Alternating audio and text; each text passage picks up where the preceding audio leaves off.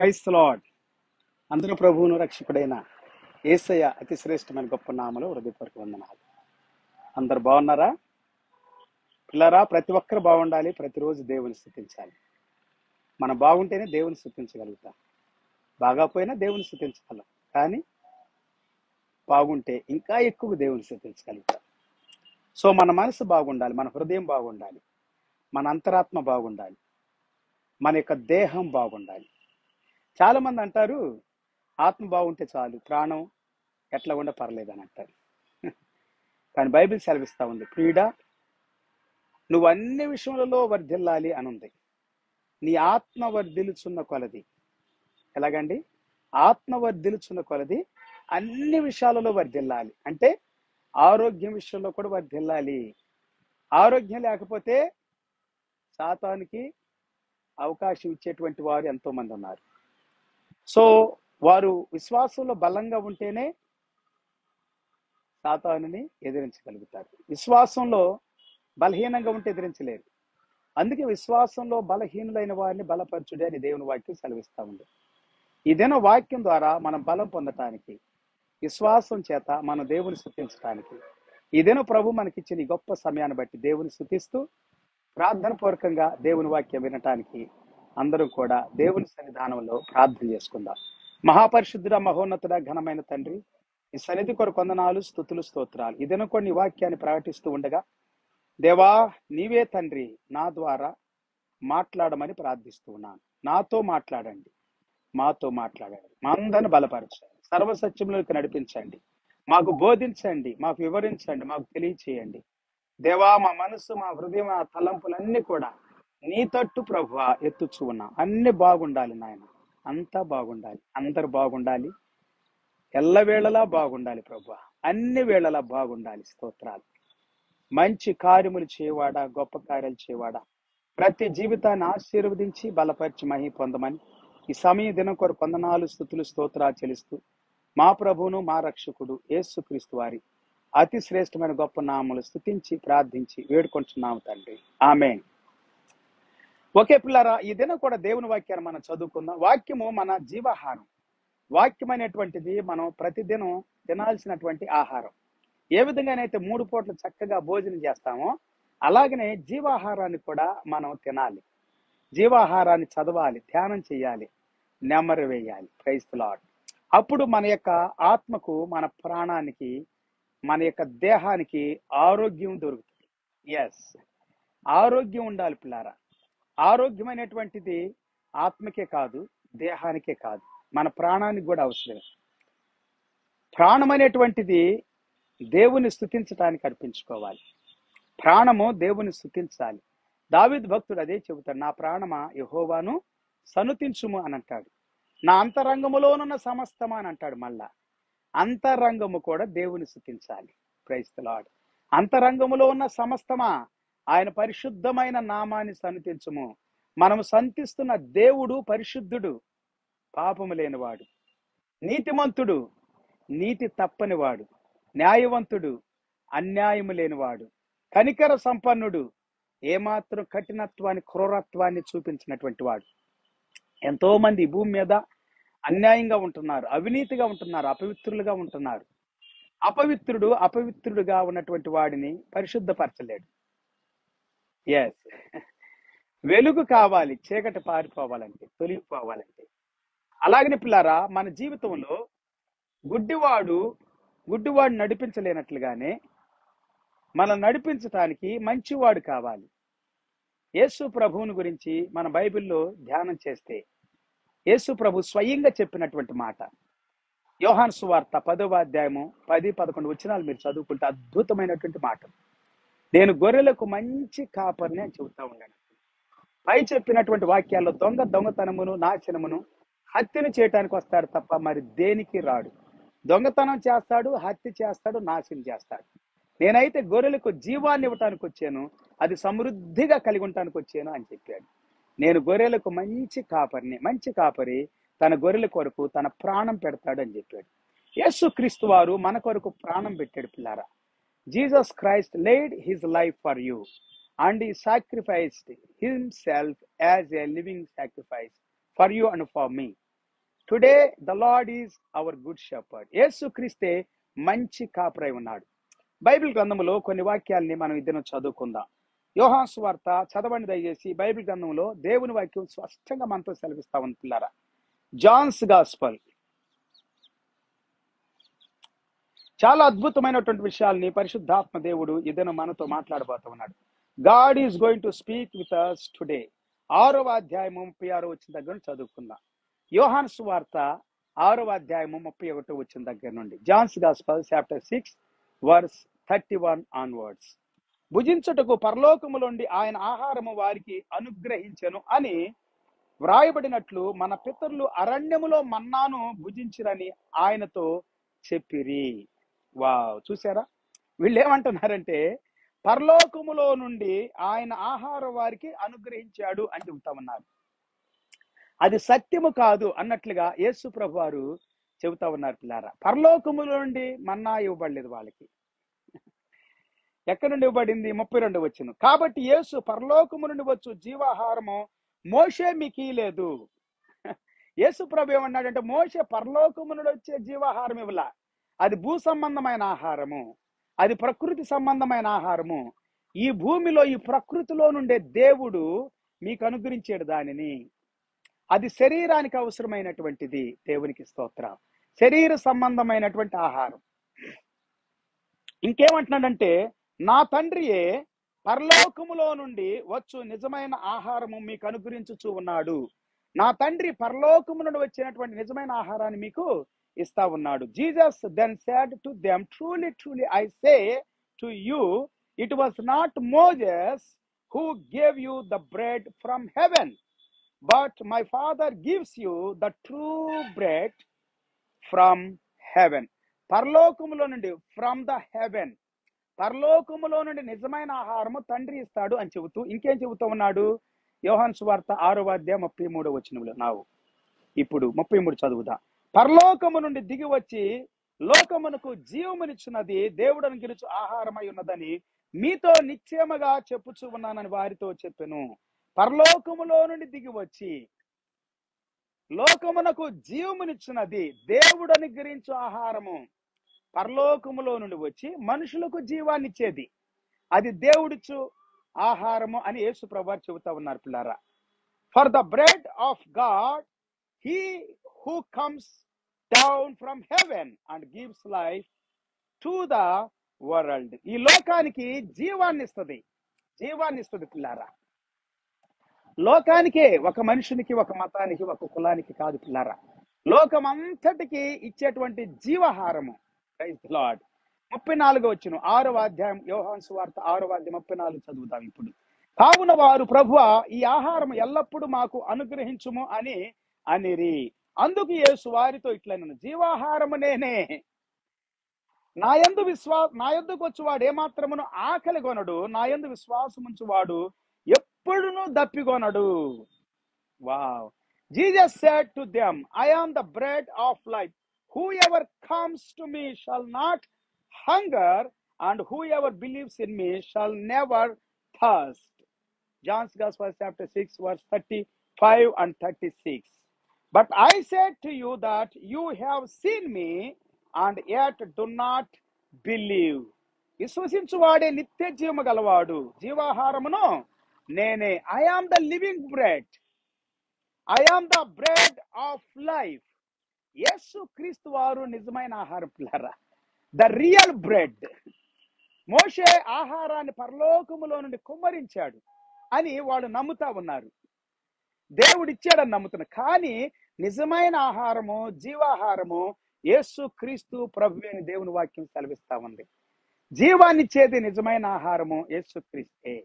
యేసు క్రీస్తు ప్రభువు నిజమైన ఆహారంగా పరలోకము నుండి భూమి మీదకి వచ్చాడు పిల్లారా. మన ఆత్మకు కావలసిన ఆహారము ఇది నిజమైన ఆహారం. శరీరానికి కావలసిన ఆహారము ఈ ప్రకృతి చేస్తుంది. ప్రకృతిని ఇవ్వమని దేవుడు ఆజ్ఞాపించాడు. ప్రకృతిని దేవుడు మనకిచ్చాడు, మన కోసం సృష్టించాడు.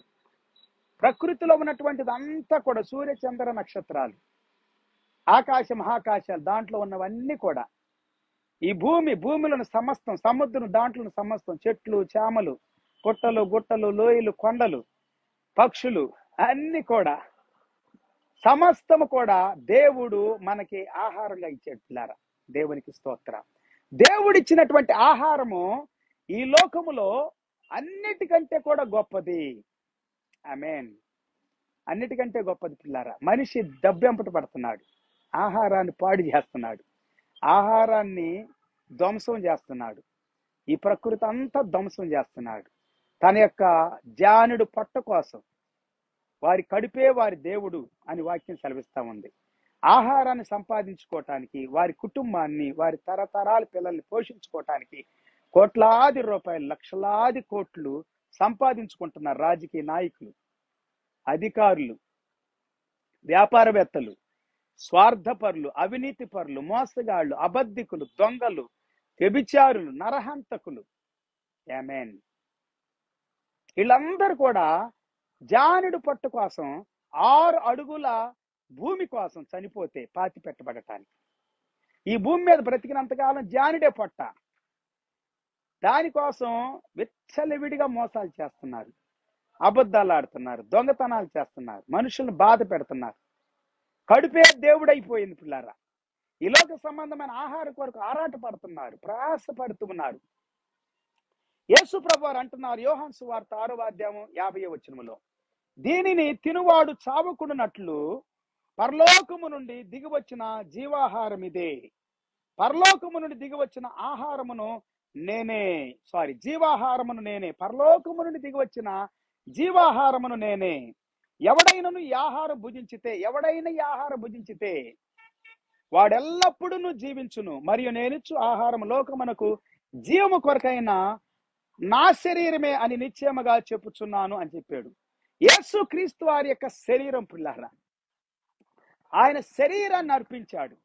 ఆయన శరీరము జీవాహారంగా మన కొరకు అర్పించబడింది, నిజమైన ఆహారంగా మన కొరకు మన ఆత్మకు కావలసిన ఆహారం, మన ఆత్మకు కావలసినటువంటి ఆహారాన్ని యేసు క్రీస్తు వారు ఈ భూమి మీదకి మానవుడిగా వచ్చి తన శరీరాన్ని అర్పించుకున్న ఆ శరీరములో తనలో మనకు కావలసినంత ఆరోగ్యం ఉంది, పవిత్రత ఉంది, పరిశుద్ధత ఉంది, మనకు కావలసినంత శాంతి, సమాధానం ఉంది, మనకు కావలసినంత మార్పు, నూతనత్వం ఉంది, నూతన కార్యం. బైబిల్ గ్రంథం అదే సెలవిస్తా ఉంది. మన హృదయం నూతన పరచబడాలి, మన స్వభావం నూతన పరచబడాలి, మన ఆత్మ దేవుణ్ణి ఆరాధించాలి, నూతనమైన క్రొత్త ఆత్మ ఇస్తానంటున్నాడు దేవుడు.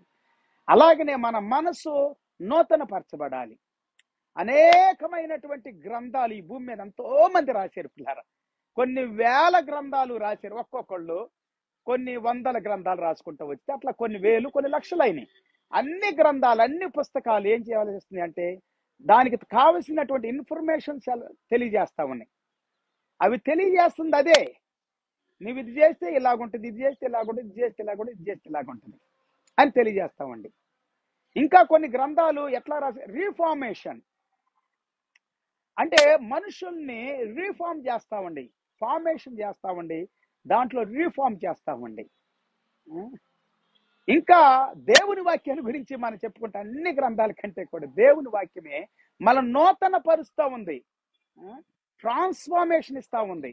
ఇన్ఫర్మేషన్ ఇస్తున్నాయి కొన్ని పుస్తకాలు, రీఫార్మేషన్ చేస్తున్నాయి కొన్ని పుస్తకాలు. కొన్ని బైబిల్ గ్రంథం అయితే మనకి ట్రాన్స్ఫార్మేషన్ చేస్తా ఉంది, నూతన పరుస్తూ ఉంది, ఉత్తేజపరుస్తూ ఉంది, మనల్ని క్రొత్తగా చేస్తా ఉంది, అద్భుతంగా చేస్తా ఉంది. దేవునికి స్తోత్రం. యేసు క్రీస్తునందు విశ్వాసం పిల్లారా. John's Gospel chapter 6 verse 51, I am the living bread that came down from heaven. If anyone eats of this bread, he will live forever. And the bread that I will give for the life of the world is my flesh. నిజమైనటువంటి ఆహారం యేసు క్రీస్తులో ఉంది పిల్లారా. యేసు క్రీస్తే జీవాహారమై ఉన్నాడు. యేసు క్రీస్తు ప్రభువారే మన యొక్క ప్రాణానికి, మన ఆత్మకు, మన యొక్క అంతరాత్మలకు అన్నిటికి కూడా జీవాహారమై ఉన్నాడని దేవుని వాక్యం మనకు సెలవిస్తా ఉంది. Praise the lord, hallelujah. Okay, Bible గ్రంథంలో మనం గమనించినట్లయితే ఇంకొక వాక్యం ఈ విధంగా మనం సెలవిస్తా ఉంది పిల్లారా. మత్తయి సువార్త 4వ అధ్యాయము 1వ వచనం దగ్గర చదువుకుందాం. మాథ్యూ చాప్టర్ 4 verse 1, అప్పుడు యేసు అపవాది చేత శోధించబడటకు ఆత్మ వల్ల అరణ్యమునకు కొనిపోబడెను. 40 దినములు 40 రాత్రులు ఉపవాసం ఉండిన పిమ్మట ఆయన ఆకలి కొన్నాడు. 40 రాత్రులు 40 పగలు ఉపవాసం ఉన్నాడు పిల్లల. ఏం తినలా, ఏం త్రాగలేదు. 3వ వచనం. ఆ శోధకుడు ఆయన వద్దకు వచ్చి, నీవు దేవుని కుమారుడు అయితే ఈ రాళ్ళు రొట్టెలగునట్లు ఆజ్ఞాపించుమనెను. Matthew chapter 4 verse 3 now. And the tempter came and said to him, if you are the Son of God, command these stones to become loaves of bread. 4వ వచనం చదువుకుందాం. అందుకు ఆయన, మనుషుడు రొట్టె వలన మాత్రమే కాదు కానీ దేవుని నోటి నుండి వచ్చు ప్రతి మాట వలన జీవించును అని వ్రాయబడి ఉన్నదని ఆయనను. But he answered, it is return. నోటి మాట నుండి, దేవుని నోటిలో వచ్చిన మాట ద్వారా బ్రతుకుతాడు. నోటి మాట నుండి బ్రతికిస్తాడు మనల్ని. హల్లెలూయా. దేవుని వాక్యము మనల్ని బ్రతికిస్తుంది. దేవుని వాక్యం మనకి జీవాహారం. దేవుని వాక్యము మన నరాలు, ఎముకలు, కండరాలు, మూలుగుల్లోనికి చొచ్చుకొని పోతుంది. హెబ్రీ పత్రిక 4:12-13 అదే చెబుతా ఉంది పిల్లరా. అన్ని చూస్తున్నాడు దేవుడు. నీ కష్టము, బాధ, దుఃఖము, వ్యాకులు, నీ అన్యాయం, నీ మోసం, నీ దగా కూడా చూస్తున్నాడు. నువ్వు పడుతున్న ఆటుపోట్లు కూడా చూస్తా ఉన్నాడు. నీ వేదన, రోదన చూస్తున్నాడు. దిక్కులేని రీతిగా నువ్వు రోడ్డు మీద విడిచిపెట్టబడటం చూస్తా ఉంటాడు. తల్లిదండ్రుల ద్వారా విడిచిపెట్టబడటం, పిల్లల ద్వారా విడిచిపెట్టబడటం, కొన్నిసార్లు భర్త ద్వారా విడిచిపెట్టబడటం, కొన్నిసార్లు భార్య ద్వారా విడిచిపెట్టబడటం, కొన్నిసార్లు స్నేహితులు, సన్నిహితుల ద్వారా మనం రోడ్డు మీదకి వస్తాం పిల్లారా. వాళ్ళు మనం రోడ్లు పాలు చేస్తారు కొంతమంది. అయితే పిల్లారా, మనిషి రొట్టె వలన మాత్రమే కాదు కానీ దేవుని నోటి నుండి వచ్చే ప్రతి మాట వలన జీవిస్తాడు. దేవుని వాక్యము బ్రతికిస్తుంది. ద్వితీయోపదేశకాండం 8వ అధ్యాయం 3వ వచనం. Deuteronomy chapter 8 verse 3. ఆహారం వలనే గాక యెహోవా సెలవిచ్చిన ప్రతి మాట వలన నరులు బ్రతుకుతురని మీకు తెలియజేయటకు ఆయన నిన్ను అణచి నీకు ఆకలి కలుగజేసి, నీవే గాని నీ పితరులే గాని ఎన్నడెరుగని మన్నాతో నిన్ను పోషించాను. మన్నాతో పోషించాడు. బైబిల్ గ్రంథంలో ఆ వాక్య పారాగ్రాఫ్ అంతా మనం చదువుకున్నటువంటి 6వ అధ్యాయంలో 31వ వచనం దగ్గర నుండి మనం చదువుకుంటే అద్భుతమైనటువంటి విషయాలు మనం విన్నాం. దానినే ఇక్కడ బైబిల్ గ్రంథం సెలవిస్తా ఉంది. మోషే చెబుతా ఉన్నాడు పిల్లారా ఇశ్రాయేలీలతో. Praise the lord. అలాగనే నిర్గమాకాండం 34వ అధ్యాయము 28వ వచనం చదువుకుందాం. Exodus chapter 34 verse 28. అతడు 40 రేయింబగళ్ళు యెహోవాతో కూడా అక్కడ ఉండెను. అతడు భోజనం చేయలేదు, నీళ్లు త్రాగలేదు. అంతలో ఆయన ఆ నిబంధన వాక్యములను అనగా 10 ఆజ్ఞలు ఆ పలకల మీద వ్రాసెను. దేవుని దగ్గర మోషే రాత్రి పగలు నీళ్లు తాగకుండా, అన్నం తినకుండా 10 ఆజ్ఞలు దేవుని చేత వ్రాయబడిన ఆ యొక్క 10 ఆజ్ఞల పలకలు తీసుకొచ్చి ఇశ్రాయేలీలకు ఇచ్చాడు పిల్లారా. ఇశ్రాయేల్ సమాజానికి ఇచ్చాడు. అదే 10 ఆజ్ఞలు నేటికి ప్రపంచం నడిపించబడతా ఉంది. ఎన్ని పుస్తకాలు రాసినా కానీ ఆ 10 ఆజ్ఞలు బట్టి దేవుని జీవ వాక్కు. Praise the lord. దేవుని చేతితో రాయబడినటువంటి మాటలు పిల్లారా నిన్ను నన్ను బ్రతికిస్తే దేవుని దగ్గర నుండి వచ్చినవి. 29వ వచనం. మోషే సీనాయి కొండ దిగుచుండగా శాసనములు గల ఆ 2 పలకలు మోషే చేతిలో ఉండెను. అతడు ఆ కొండ దిగుచుండగా ఆయన అతనితో మాట్లాడుచున్నప్పుడు తన ముఖ చర్మము ప్రకాశించిన సంగతి మోషేకు తెలిసి ఉండలేదు. అహరోనును ఇశ్రాయేలీలందరూ మోషేను చూసినప్పుడు అతని ముఖ చర్మము ప్రకాశించిన గనుక వారు అతన్ని సమీపింప వెరచిరి. ఇశ్రాయేలీలు కానీ అహరోను కానీ ఎవ్వరు కూడా సమీపించలేకపోయారు. దేవునితో గడిపే సమయం అలాగుంటది. దేవుని వాక్యాన్ని అందుకునేటప్పుడు అలాగుంటది. దేవుని సంధిలో ప్రార్థనలో రాత్రి పగలు ఒంటరిగా ప్రభువుతో గడపాలి. అన్నిడిచిపెట్టి, శిష్యుల్ని నిడిచిపెట్టి, మనుషుల్ని నిడిచిపెట్టి, సమస్తాన్ని నిడిచి యేసు ప్రభు ఒంటరిగా వెళ్ళి కొండల్లోను, అరణ్యములోను, ఒలివల కొండల్లోను రాత్రి అంతయు కూడా గడుపుతూ ఉండేటువంటి వాడని దేవుని వాక్యం సెలవిస్తా ఉంటారా. ప్రార్థనలో గడపటం వలన దేవుని ఆశీర్వాదాలను పొందుకుంటావు. దేవుని మహిమతో మీరు నింపబడతారు. మోషే అలాగే నింపబడ్డాడు. Praise the lord. నిర్గమాకాండం 31వ అధ్యాయం 18వ వచనం. Exodus chapter 31 verse 18. మరియు ఆయన సీనాయి కొండ మీద మోషేతో మాట్లాడు చాలించిన తర్వాత ఆయన తన శాసనములు గల 2 పలకలను అనగా దేవుని వ్రేలుతో వ్రాయబడిన రాతి పలకలను అతనికి ఇచ్చెను. దేవుని వ్రేలుతో రాసినటువంటి రాతి పలకలని దేవుని వాక్యం స్పష్టంగా మనకు కనబడతా ఉంది పిల్లారా. దేవునికి స్తోత్రం. హల్లెలూయా. అయితే మోషే ద్వారా ఈ యొక్క ఆజ్ఞలు వచ్చినట్లుగా మనం చూస్తా ఉన్నాం. మోషే ద్వారా పలకల మీద దేవుడు రాసినటువంటి దేవుని ఆజ్ఞ, దేవుని మాట జీవము కలిగినటువంటి మాట. హల్లెలూయా. ఆ జీవమైనటువంటి మాటే యేసుక్రీస్తు వారు. ఆది యందు వాక్యం ఉండెను, వాక్యము దేవుని యొద్ద ఉండెను, ఆ వాక్యమే దేవుడై ఉండెను. దేవుని దగ్గర నుండి వచ్చినటువంటి జీవాహారమైనటువంటి యేసుక్రీస్తుని నువ్వు తింటే, ఆ వాక్యాన్ని చదివితే, వాక్యాన్ని వింటే, వాక్యాన్ని నీ హృదయంలో దాచిపెట్టుకొని మీరు దాని ప్రకారం జీవిస్తే మీరు అద్భుతాలు చూస్తారని దేవుని వాక్యం సెలవిస్తా ఉంది పిల్లరా. బైబిల్ గ్రంథంలో మనం గమనించినట్లయితే యోహాను సువార్త 1వ అధ్యాయము 17 వచ్చి సెలవిస్తా ఉంది. John's gospel chapter 1 verse 17. ధర్మశాస్త్రం మోషే ద్వారా అనుగ్రహించబడిన కృపయు సత్యమును యేసు క్రీస్తు ద్వారా కలిగెను. For the law was given through Moses, grace and truth came through Jesus Christ. యేసు క్రీస్తు ద్వారా ఇవ్వబడిన పిల్లారా, దేవునికి స్తోత్రం. యేసు క్రీస్తు ప్రభువు దేవుని వాక్యము మనకి వాక్యముగా ఈ భూమి మీదకి వచ్చాడని దేవుని వాక్యం సెలవిస్తా ఉంది. యేసు క్రీస్తు ప్రభువే మానవుడిగా ఈ భూమి మీదకి వచ్చాడని దేవుని వాక్యం సెలవిస్తా ఉంది పిల్లారా. అందుకే బైబిల్ గ్రంథంలో మనం చదువుకున్నట్లయితే స్పష్టమైనటువంటి ఒక వాక్యం ఈ విధంగా సెలవిస్తా ఉంది. సామెతల గ్రంథం 3వ అధ్యాయం 4 వచ్చింది.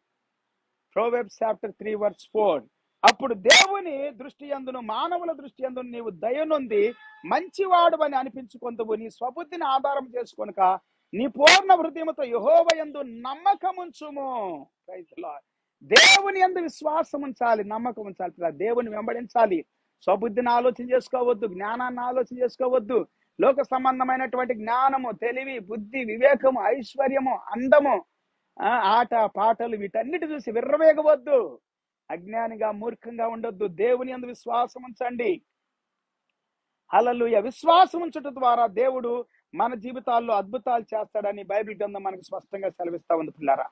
యేసు క్రీస్తు ద్వారా మనము రక్షణ పొందుతూ ఉన్నాము.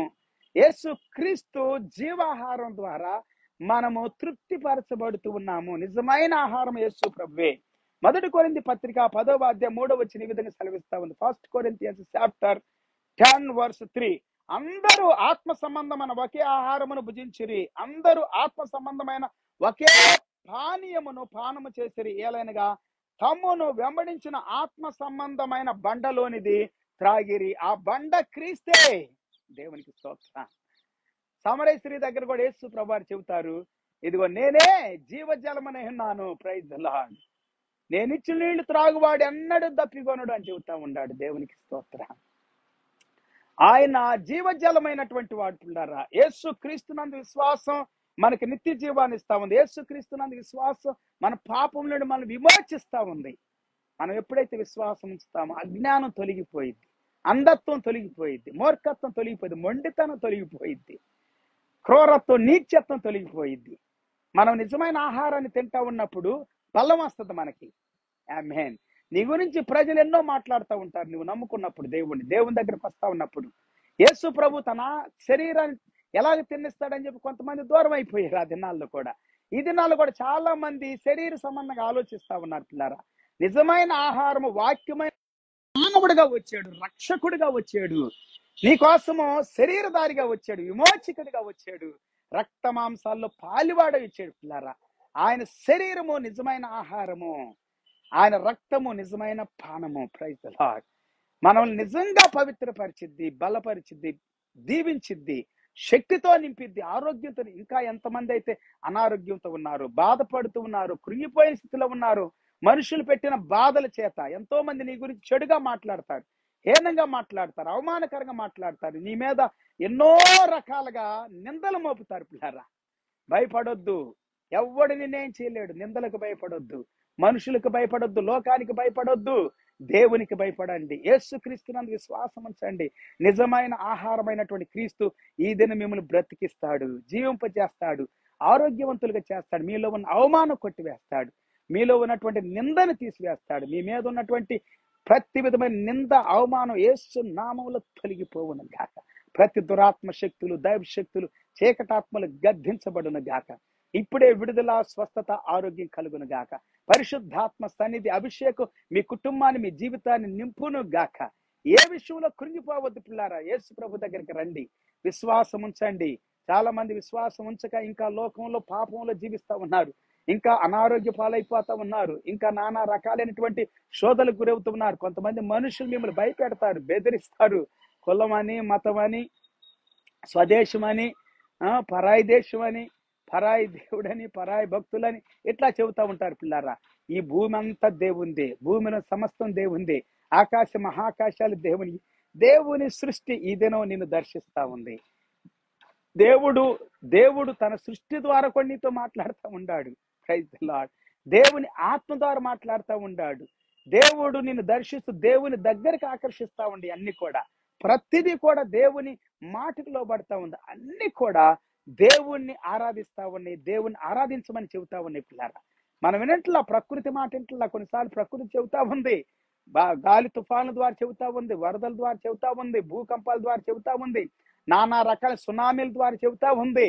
అయినా వినట్లా, దేవుని దగ్గర రావట్లా, విశ్వాసం ఉంచట్లా.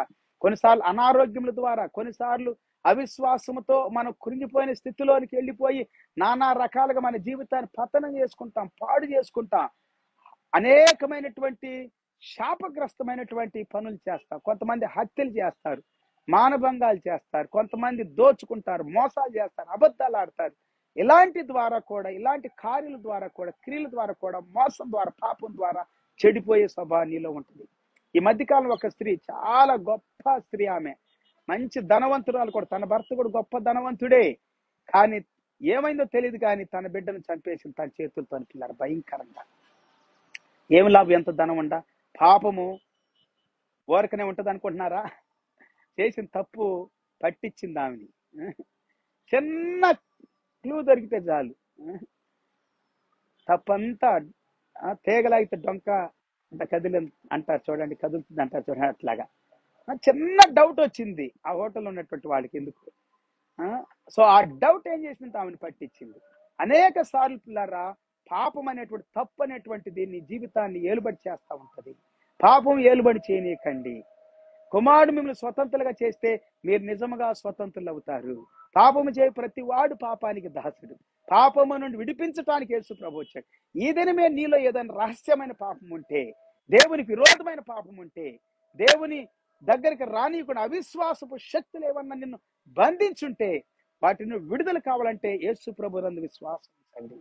రక్షణ దొరుకుతుంది, క్షమాపణ దొరుకుతుంది, విడుదల దొరికిద్ది, స్వస్థత దొరికిద్ది, ఆరోగ్యం దొరికిద్ది, మనశ్శాంతి, సంతోషము, సమాధానం దొరికింది. పిల్లరా, నిజమైన ఆహారమైన యేసు క్రీస్తు ఇదేను నేను దర్శిస్తా ఉన్నాడు.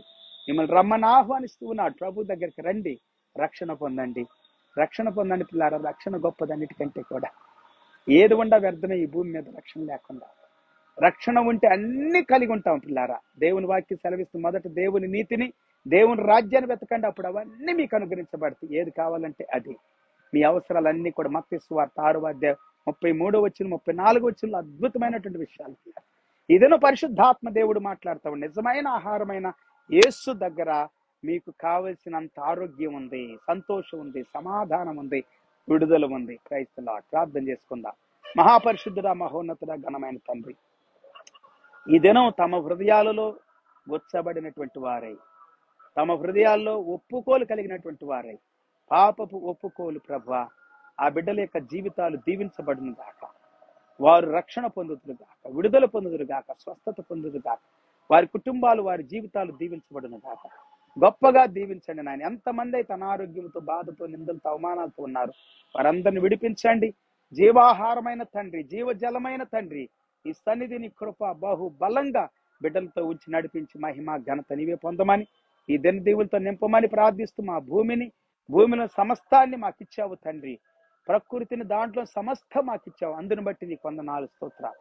అలాగనే ప్రభా, ప్రియులు, మా యొక్క ప్రభా సన్నిహితులు, స్నేహితులు, తల్లిదండ్రులు, బంధువులు, రక్త సంబంధులు అందరూ కూడా గ్రహించినట్లుగా, నీ యొద్దకు వచ్చి విశ్వసించి రక్షణ పొందినట్లుగా, జీవాహారాన్ని ప్రతి దినము భుజించినట్లుగా దీవించమని ప్రార్థిస్తూ ఉన్నాం. నాయన రాజకీయ నాయకులు దీవించండి, అధికారులు దీవించండి, మా దేశ ప్రధానులు దీవించండి, అధికారులు దీవించండి, ప్రపంచ దేశాల్లో ఉన్న ప్రతి ఒక్కరిని ఆశీర్వదించండి. నీ రాకడకు సిద్ధపరచమని క్రైస్తవులు, క్రైస్తవ సంఘాలు, విశ్వాసులు, సేవకులు, పాస్టర్లు, వారి కుటుంబాలు దీవించబడును గాక, ఆశీర్వదించబడును గాక. గొప్ప కృప నడిపించి బలపరచును గాక. మహిమ ఘనత నీకే చెల్లిస్తూ యేసు నామములు స్తుతించి ప్రార్థించి వేడుకుంటూ ఉన్నాము తండ్రి, ఆమేన్. తండ్రి దేవుని ప్రేమ, యేసయ్య కృప, పరిశుద్ధాత్మ దేవుడు అని సన్నిధి, సహవాస, కాపుదల, భద్రత కూడిన మనందరికి సకల పరిశుద్ధులకు సదాకాలం ప్రభు రాకడ వరకు తోడై ఉండి నడిపించును గాక. ఆమేన్. క్రైస్తవ అందరూ ప్రభుపేట హృదయపూర్వక వందనాలు. ప్రభు యొక్క సన్నిధిలో మళ్ళా మనం తిరిగి కలుసుకునేంత వరకు ఆయన సన్నిధి మనకు తోడై ఉండి నడిపించును గాక. See you all in next time. Until then, take care. Have a good day and wonderful day. May God bless you all incredibly with heavenly blessings. God bless you. Praise the Lord.